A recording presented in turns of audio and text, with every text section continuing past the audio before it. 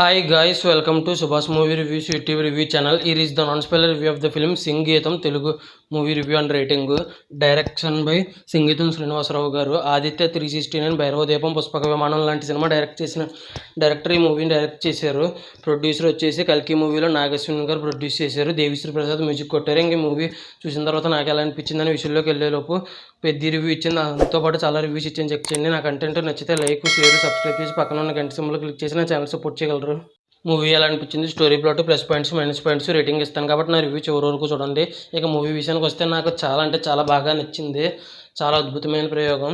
ఇంకా story plot విషయానికి కనుక వెళ్తే ఆ ఊరిలో మాటలు కాకుండా పాటలు పాడుకునే శాపం వస్తుంది. ఆ శాపం ఎలా పోయింది ఏంటి అనేది రిమైనింగ్ స్టోరీ. ఇంకా movie plus points, minus points విషయానికి వస్తే ప్లస్ పాయింట్స్ వచ్చేసి అయాన్ అనే ఒక యాక్టర్ వైజాగ్ కుర్రాడంట. చాలా అంటే చాలా బాగా చేశారు హీరో కింద యాక్టింగ్. ఇంకా అహల్య అని ఈ యాక్టర్ ఏమో తెలియదు కానీ ఈ యాక్టర్ చాలా అంటే ఈ యాక్టర్ కూడా చాలా బాగా చేశారు. కొన్ని voice, cute voice and acting కూడా చాలా బాగుంది. ఇంకా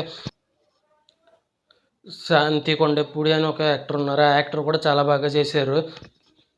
ఇంకా డిఎస్పి గారి విషయానికైతే మాట్లాడుకోవాలి. సినిమా మొత్తం మాటలు పాటల కింద ఉంటాయి.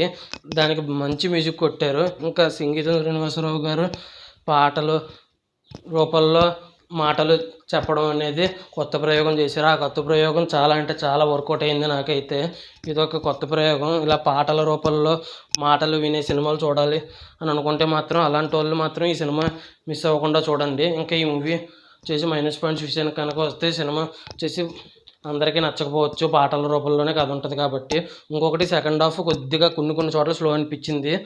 ఇవి మాత్రం మైనస్ పాయింట్స్ అనిపించినాయి నాకైతే. ఇంక ఈ మూవీకి ఫైనల్గా రేటింగ్ వచ్చేసి ఈ చిన్న మైనస్ పాయింట్స్ని నేనేం దృష్టిలో ఉంచుకోవట్లేదు. నాకైతే 5కి 5 రేటింగ్ ఇవ్వచ్చు అనిపించింది నాకైతే ఈ మూవీకి.